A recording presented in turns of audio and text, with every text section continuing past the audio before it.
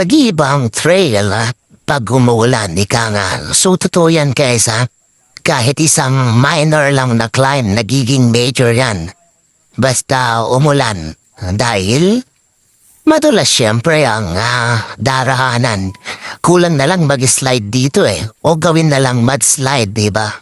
Ayan, which is literally, ganyan nga yung nangyari dito guys. Sa aking pagpunta dito sa napakasimpleng bundok, napakalit lang na bundok, which is ito yung Mount Kapainutan. In fact, hindi alam ng karamihan itong Mount Kapainutan guys Ito yung tinatawag ding Mount Romelo o sa mga older name pa yung Mount Fami.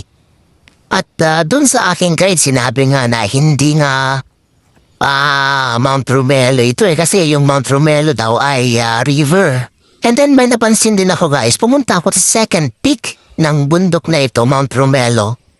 Parang mas mataas itong second peak guys. I-try nyo rin puntahan ito para malaman nyo guys. Merong 8 waterfalls dito sa Mount Romelo. Yun lang.